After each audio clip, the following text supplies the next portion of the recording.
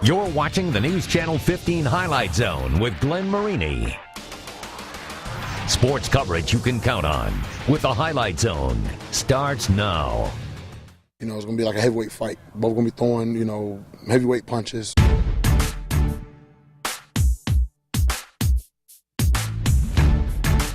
Wayne's a good team, so what we beat them already doesn't really mean anything. We're going to smack them in the mouth. So we just need to pound the ball and run it right down their throats. The game is going to end differently this time, I can tell you that.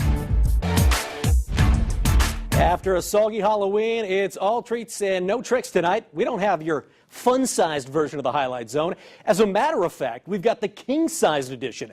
14 sectional games involving local teams. We've got every single one of them covered, and we start with some teams that had a breather last Friday night. Joe Whalen spent the night at Spooler Stadium and has more. Joe?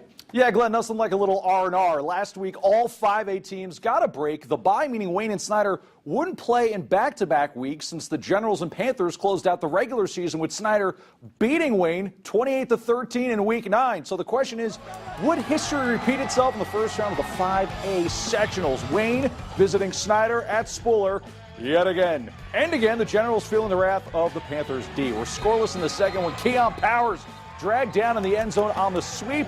It's 2 points. It's a safety. The fans got it. Snyder in business. Ensuing offensive series. Finally, a little bit of life for the O. Colton Painter on the play action to Alec Roy. 14-yard score, and it's 9-zip.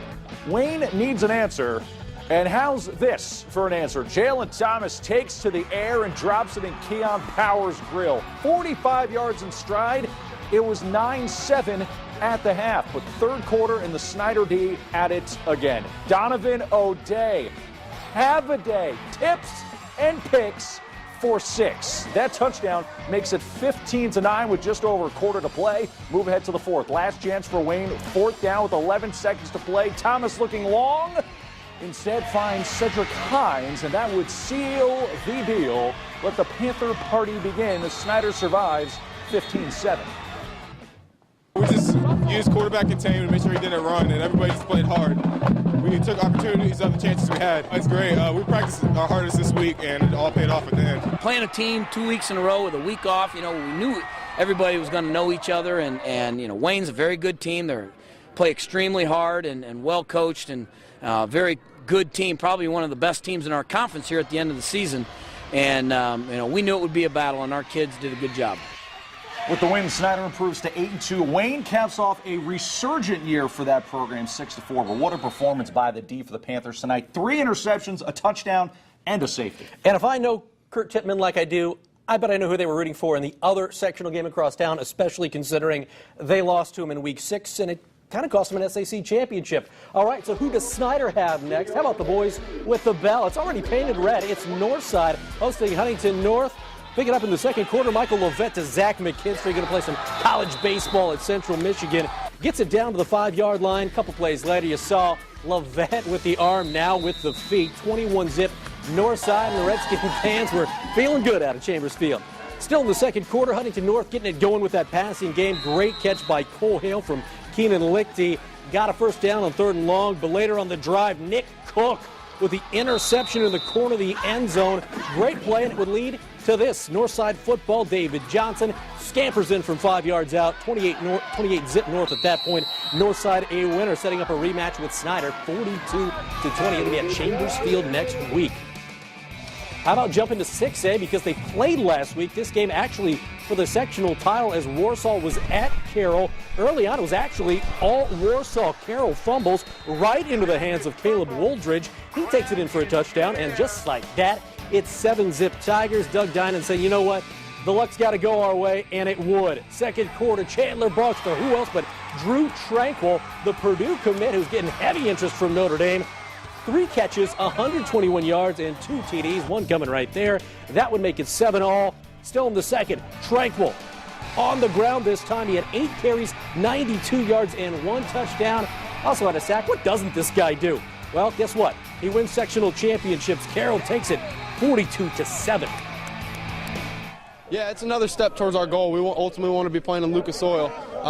And so it's just a great win for the community. Anytime you can get a sectional championship at Carroll High School, their football team has struggled in the past, and Coach Dinan's turned it around, and we're proud to be a part of that legacy. Oh, it's great. I mean, I can't believe it. We're First time coming out 6A, and we got this championship. We earned it. It's our best one. We're so happy that we could get it. I got to give all my credit to the offensive linemen. They did a great job up front today.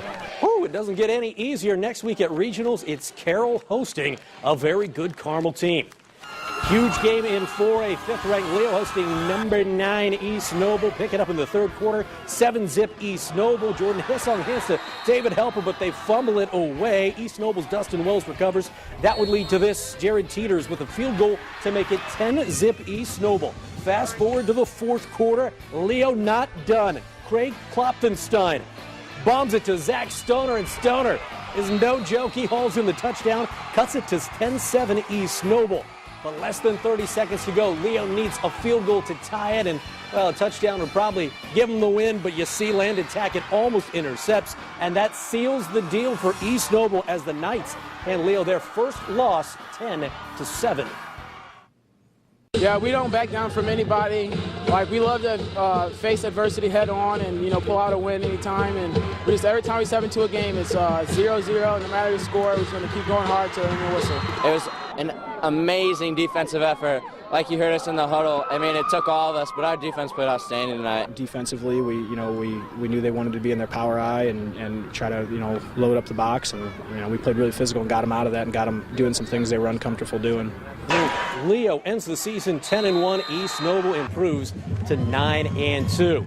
How about the other half of the sectional 19 bracket? Dwenger hosting Angola at Zollner Stadium, and early on it was all Dwenger. First possession of the game, Mike Fiacable, Gabriel Espinoza. That's a 7-yard score to make it 7-zip Bishop Dwenger. The Saints doing it on offense, doing it also on defense. Watch closely. Dwenger's William Bloom with the strip right into the midst of Alex Schenkel, and Schenkel is gone. 19 yards for the touchdown. It's 14-zip. Just about 3.5 minutes into this game. Still in the first, Fiacable to Peyton Philpott, and Peyton's place is right there in the end zone after the 21-yard haul. 21-0 Dwenger. More Dwenger. Fiacable to Tyler Tippman. Your name is Tippman. You play football in Fort Wayne. You got to be good. That's a touchdown, and Dwenger rolls over the Hornets 45-7. So it's Dwenger hosting East Noble next week for the sectional championship. Let's stick with 4A, but go to sectional 20. That's action out at New Haven as the Bulldogs hosting the Frankfurt Hot Dogs. I can't make that up. First quarter action, New Haven's Vance Shear burns the Hot Dogs, hitting Jordan Hogue for a 57-yard strike, and New Haven up 7-zip at that point. How about more from New Haven? That vaulted offense. Jim Rowland knows how to get it done. Arias Vasquez up the gut, a 43-yard scamper for the touchdown. Take another look at it as the kid knows how to use a stiff arm as New Haven rolls over the Hot Dogs 47-0. So who will New Haven play for a sectional title? How about Norwell? Making the drive to Jay County. Yeah, we went all the way to Portland for this one. Jay County's first drive here. It's Nick Clemens with a pass to Levi Stewart, and it's a 43-yard touchdown pass. The men in blue up 6-0 as the two-point conversion was no good. Knights, late first quarter, Pearson Harnish. He's been fantastic this season. The junior picks up 16 yards. He had fumbled there at the end, but gets it back. That's a good thing for the Knights because it would set up this. You saw Harnish with the legs. Now see him with the gun, finding Jeremy Davis right in the middle of the field for the touchdown. Harnish had 3 touchdown passes as Norwell continues to roll in the second half of the season. The Knights win at Jay County 42-12. They'll play New Haven next week for a sectional championship. Well, we're halfway through this week's playoff action, but after the break, there's plenty more to come. We're going to travel with Busco as they make the trip to Bremen. We're going to hit up a turf war down at Starfire Field, and Lures putting its 25-game playoff winning streak on the line in Monroeville. We'll go for there, and much, much more coming up next in The Zone.